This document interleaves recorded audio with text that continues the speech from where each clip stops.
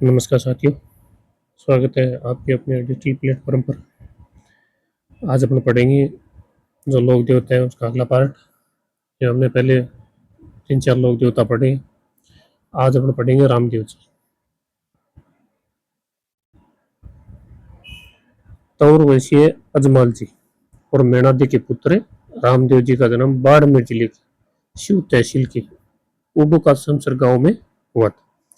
लेकिन इनके पिताजी का नाम याद रखना है, अजमाल जी। और फिर इनकी माता का नाम याद रखना है, मेणादी के पुत्र अजमाल जी और मेणादी। ये इनके पिता हो गए अजमाल जी, ये इनके माता हो गई मेणादी। फिर इनका ये गांव का नाम याद रखना है, उबुक उबुका समय मेघा। ये गांव का नाम याद रखना है, बाड़मेर जिले की शिव तहसील के उबुका शमशेर गांव। इन्हें मल्लीनाथ जी के समकालीन माना जाता है। फिर ये याद रखना है कि रामदेव जी है वो किसके समकालीन माने जाते हैं, मल्लीनाथ जी के समकालीन माने जाते हैं। बालपन में इन्होंने पोकरण क्षेत्र मल्लीनाथ जी से प्राप्त करने के पश्चात वहां भैरव नामक क्रूर व्यक्ति का अंत करके अराजकताएं अंत तक खत्म किए। इनका विवाह अमरकोट के दलजी सोडा की पुत्री नेतल जी से हुआ था। इनकी पत्नी का नाम क्या है, नेतल दी। इनकी पत्नी का नाम याद रखना है, इनकी माता का नाम याद रखना, इनके पिता का नाम है याद रखना है। आजकल पेपर के अंदर पूछा जाता है, या तो पिता पूछ लेता है, या फिर माता पूछता है, या फिर इनकी पत्नी का नाम पूछता है।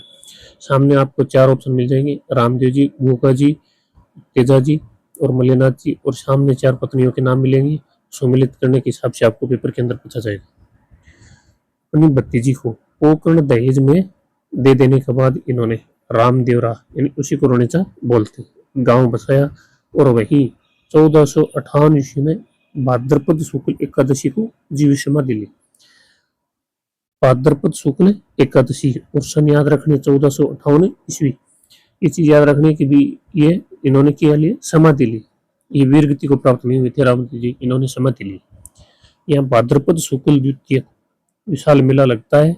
सांप्रदायिक सद्भावना इस मेले की मुख्य विशेषता है। एक ही याद रखना है कि भी जो रामदेव जी का मेला लगता है उनकी मुख्य विशेषता क्या है, सांप्रदायिक सद्भावना इस मेले की मुख्य विशेषता है। इन्होंने जीवित समाधि ली है। अब लिख भाद्रपद शुक्ल एकादशी को इस दिन इनका मेला लगता है। 1458 ईस्वी में ली थी। इनकी पत्नी उनका नाम नेतल दे, पिताजी का नाम है अजमाल जी और माता जी का नाम है मेणा दे। और इनका वो जन्म हुआ था बाड़मेर जिले की शिव तहसील के उबका शमशेर गांव में। इन्हें मल्लीनाथ जी के समकालीन माना जाता है।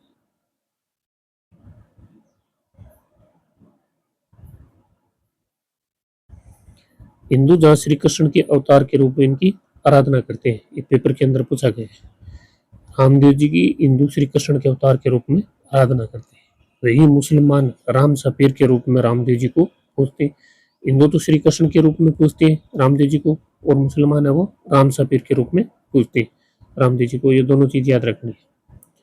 सामान्यतः गाँव में किसी वृक्ष के नीचे चबूतरे पर रामदेव जी का प्रतीक चिन्ह पगली स्थापित किए जाते हैं। गांव में किसी वृक्ष के नीचे चबूतरे पर रामदेव जी के प्रतीक चिन्ह पगली स्थापित किए जाते हैं। ये स्थान है थान कहलाते हैं, इनको अपन थान बोलते हैं। रामदेव जी द्वारा कामड़िया पंथ की स्थापना की गई। रामदेव जी द्वारा कौन सी पंथ की स्थापना की गई थी, कामड़िया पंथ की। इस पंथ के अनुयायियों द्वारा रामदेव जी के मेले में 13 ताली नृत्य प्रस्तुत किया जाता है।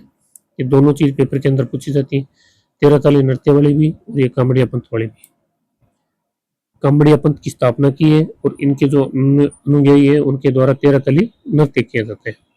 रामदेव जी वीर होने के साथ साथ समाज सुधारक भी थे। इन्होंने जाति प्रथा, मूर्ति पूजा, मूर्ति यात्रा का विरोध किया। वीर होने के साथ साथ समाज सुधारक भी थे।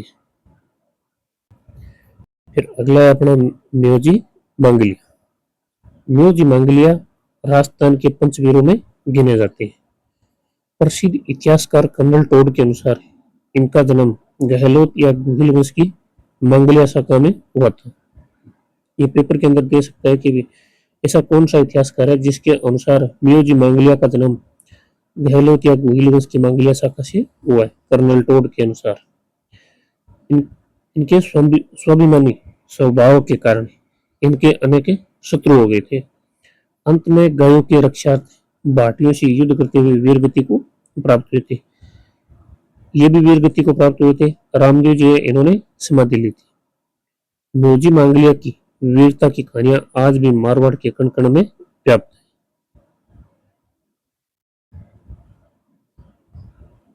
म्योजी मांगलिया की वीरता की कहानियां आज भी मारवाड़ में कण कण में व्याप्त है। लोगों की सेवा सहायता करने और उन्हें संरक्षण देने के कारण वे लोक देवता के रूप में पूजे जाते हैं।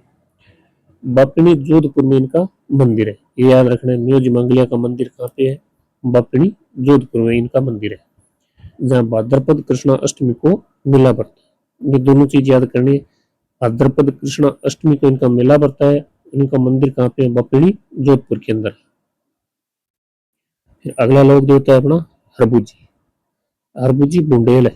ये नागौर के महाराजा सांकला के पुत्र और राव जोधा के समकालीन थे। एक याद रखना है क्योंकि महाराजा सांकला के पुत्र थे और ये किसके समकालीन थे? राव जोधा के समकालीन थे। पेपर के अंदर पूछा गया है।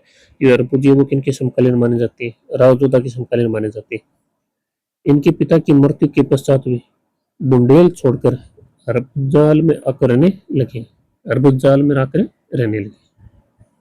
यहाँ रामदेव जी की प्रेरणा से इन्होंने अस्त्र शस्त्र त्याग कर इनके गुरु बालीनाथ नाथ जी से दीक्षा लेती। इनके गुरु कौन है? हरबू जी के बालीनाथ जी।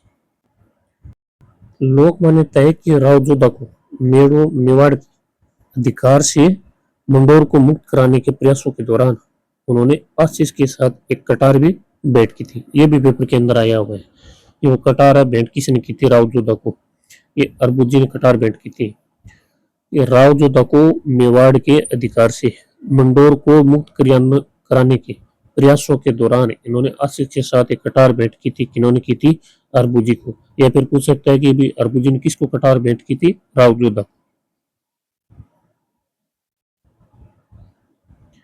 इस सहायता व आशीर्वाद से जब वह भूभाग जोधा के अधीन आ गया तो जोधा ने उन्हें बेंगटी गांव प्रदान किया। हरबुजी को बहुत बड़ा सपूर्ण शास्त्री, वचनशील और चमत्कारी महापुरुष माना जाता था। इनका प्रमुख स्थान बेंगटी हलोदी में। ये प्रश्न भी पूछा जाता है। मनोत्तिपूर्ण होने पर श्रद्धालु यहाँ इनके मंदिर में स्थापित हरबुजी की गाड़ी की पूजा अर्चना करते। क्या आप जानते हैं अकबर ने चित्तौड़गढ़ दुर्ग पर आक्रमण के समय अपूर्व वीरता व साहस दिखाने वाले कल्लाजी की मेवाड़ अंचल में 4 हाथों वाले लोक देवता के रूप में प्रसिद्ध है। मान्यता है कि वे सिर कटने के बाद भी कल्लाजी का धड़ मुगलों से लड़ता हुआ रुंडेला तक जा पहुंचा। ये भी पेपर के अंदर पूछा गया। अब अपन पढ़ेंगे संत संप्रदाय।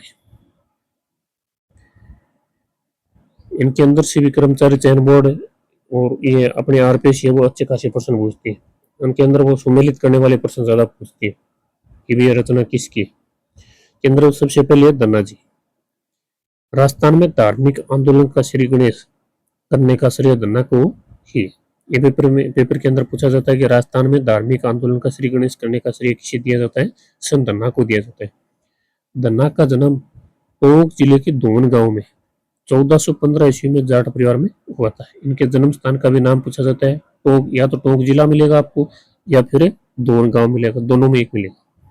बाल्यकाल से ही इनकी प्रवृत्ति धार्मिक थी। कालांतर में धन्ना काशी जाकर आचार्य रामानंद के शिष्य बन गए। ये भी प्रश्न पूछा जाता है पेपर के अंदर कि भी धन्ना किसके शिष्य थे? आचार्य रामानंद।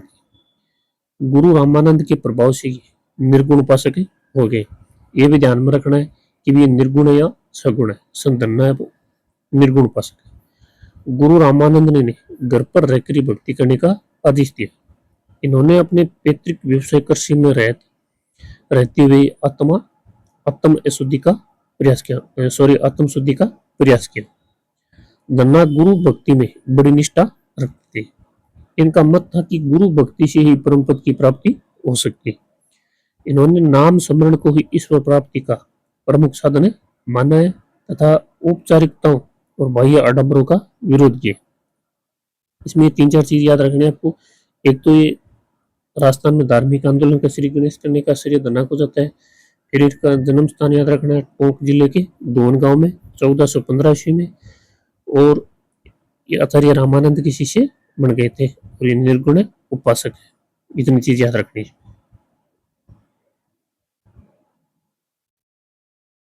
फिर है अगला संत पीपा। खिंची राजपूत पीपा गागरोन झालावाड़ के शासक थे। ये भी पेपर के अंदर पूछा जाता है कि भी संत पीपा है वो कहाँ के शासक थे। गागरों ने झालावाड़ के। इनका जन्म 1425 ईस्वी में माना जाता है। जिस हिसाब से अब की बार कर्मचारी चयन बोर्ड ने पेपर पूछा है उस हिसाब से आगे पेपर के अंदर ये डेट है ना तारीख दे रखी है 1425वीं। ये महत्वपूर्ण है, ये याद रखनी है क्योंकि अब की बार जो कथन वाले प्रश्न थे ना सत्य असत्य वाले इनमें ऐसे बहुत। पीपा काशी जाकर रामानंद की शिष्य बन गए। ये भी याद रखना है कि पीपा भी रामानंद के शिष्य थे। धन्ना के समान ही इन्हें भी गृहस्थ जीवन में रहते हुए भक्ति का आदि से प्राप्त हुआ। पीपा के निवेदन पर आचार्य रामानंद अपने शिष्यों सहित द्वारिका यात्रा पर जाते हुए गागरों ने पधारी। तब पीपा भी राज्य त्याग कर छोटी रानी सीता सहित उनके संग हो ली। इसके पश्चात घूमते हुए वे टोडा टोंक आए और वहां के शासक सूरसेन को अपनी दौलत संतों में बांट देने पर अपना शिष्य बनाया था। अनेक स्थानों की यात्रा करते हुए वे पुनः गागरों में लौट आए और आहू तथा काली सिंध के पवित्र संगम पर एक गुफा में रहने लगे। यहीं पर इनका मंदिर बन गया था। यहाँ इनका मंदिर, निवास स्थान और गुफा प्रसिद्ध है। बाड़मेर जिले के समदड़ी गांव में पीपा जी का भव्य मंदिर है। ये याद रखना है भी पीपा जी का मंदिर कहाँ पे है। बाड़मेर जिले के समदड़ी गांव में। यहाँ इनके प्रमुख अनुयायी दर्जी समाज का प्रतिवर्ष चैत्र शुक्ल पूर्णिमा को विशाल समागम आयोजित होता है। पीपा से संबंधित विस्तृत साहित्य हस्तलिखित ग्रंथ भंडारों में उपलब्ध है जिनमें पीपा की कथा, पीपा पर्ची, पीपा की वाणी, सखिया पद आदि मुख्य। 17वीं शताब्दी में एक हस्तलिखित ग्रंथ में पीपा द्वारा रचित एक चिंतावनी नामक ग्रंथ भी प्राप्त हुआ है। ये पेपर के अंदर पूछा गया भी चिंतावनी नामक ग्रंथ ये पेपर के अंदर आया हुआ है और ये सखिया वाला पेपर के अंदर आया हुआ है। 17वीं शताब्दी में के एक हस्तलिखित ग्रंथ में पीपा द्वारा रचित एक चेतावनी नामक ग्रंथ भी प्राप्त हुआ है। ये याद रखना, चेतावनी नामक ग्रंथ का है पीपा का है। ईश्वर प्राप्ति में गुरु के निर्देशन को पीपा ने आवश्यक बताया। भक्ति नाम स्मरण को ये मोक्ष प्राप्ति का प्रमुख साधन मानते। पीपा मूर्ति पूजा का विरोध करते हुए ईश्वर उपासना करने पर जोर देते हैं। पीपा ऊंच नीच में विश्वास नहीं करते थे। वे प्राणी मात्र की समानता का समर्थन करते हुए कहते थे कि ईश्वर की दृष्टि में सभी प्राणी समान है। ये पीपा की ये लाइन इंपॉर्टेंट है, ये याद रखनी है। तो नीचे वाला तो छोड़ देना, ये मत देखना। अगला अपना जम्बू जी विष्णु संप्रदाय के प्रवर्तक। विष्णु संप्रदाय के प्रवर्तक कौन है? जम्बू जी इनका जन्म 1451 ईस्वी भाद्रपद कृष्ण अष्टमी को पीपासर नागौर के पवार वशीय राजपूत लोट जी तथा हंसा देवी के घर में हुआ था। इनके पिता का नाम याद रखना है लोट जिया और माता का नाम है हंसा देवी। ये दोनों याद रखने। जम्बू जी विष्णु संप्रदाय के प्रवर्तक माने जाते हैं। 1451 ईस्वी में भाद्रपद कृष्ण अष्टमी को इनका जन्म हुआ था। 1483 ईस्वी में माता पिता के देहांत के पश्चात भी गृह त्याग कर सम्रातल बीकानेर में रहते हुए सत्संग तथा हरिकीर्तन में अपना समय व्यतीत करने लगे। गृह त्याग कर कहाँ गए थे वो? सम्रातल बीकानेर में। 1485 ईस्वी में इसी स्थान पर इन्होंने विष्णु संप्रदाय का प्रवर्तन किया। इनके जीवन तथा विचारों पर आचरण करने वाले विष्णुई कहलाते। इन्होंने अपने अनुयायियों को 29 सिद्धांतों का पालन करने का आदेश दिया था। याद रखना कि 29 सिद्धांतों का पालन करने का आदेश किसने दिया था? जम्बू जी ने। जीव कल्याण तथा वृक्षों की रक्षा प्राणोत्सर्ग करना इस संप्रदाय का इतिहास रहा है।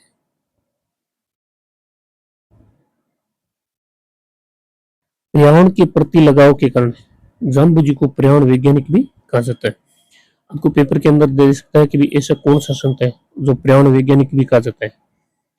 पर्यावरण वैज्ञानिक किसको कहा जाता है? जम्बू जी को। जाम्बूजी द्वारा रचित प्रमुख ग्रंथ जम्ब संहिता, जम्ब सागर शब्दावली, विष्णु धर्म प्रकाश और जम्ब सागर है। ये चारों इनको ग्रंथ है, ये ग्रंथ याद करने हैं आपको। तो जम्ब संहिता हो गया, जम्ब सागर शब्दावली हो गया, विष्णु धर्म प्रकाश हो गया और जम्ब सागर हो गया। ये चारों ग्रंथ याद करने। जाम्बूजी को पर्यावरण वैज्ञानिक भी कहा जाता है, ये याद करना है। 1536 ईस्वी में लालासर गांव में इन्होंने अपना नश्वर शरीर त्याग दिया, 1536 में, तथा तालवा गांव के निकट इन्हें समाधिस्थ किया गया। 1536 में ये सन याद रखना, लालासर गांव में इन्होंने अपना नश्वर शरीर त्याग दिया, तालवा गांव के निकट इन्हें समाधिस्थ किया गया। यह स्थान क्या कहलाता है? मुकाम। वर्ष में 2 बार फाल्गुन और आश्विन की अमावस्या को यहाँ मेला लगता है, याद रखना है। ये 1536 वाली बात, लालासर गांव में इन्होंने अपना नश्वर शरीर त्यागा था और तालवा गांव के निकट इन्होंने समाधिस्थ किया गया था, ये स्थान है मुकाम कहलाता है। पर्यावरण वैज्ञानिक इनको कहा जाता है। इनकी 4 रचनाएं जम्ब संहिता, जम्ब सागर शब्दावली, विष्णु धर्म प्रकाश, जम्ब सागर। और इनका ये पिता का नाम याद रखना है लोहट जी और माता का नाम हंसा देवी। 1451 याद रखना, इनका जन्म हुआ था भाद्रपद अष्टमी को पिपासरे नागौर में। 1485 ईस्वी में इन्होंने विष्णु संप्रदाय का प्रवर्तन किया था। इतनी मुख्य मुख्य बातें याद रखनी।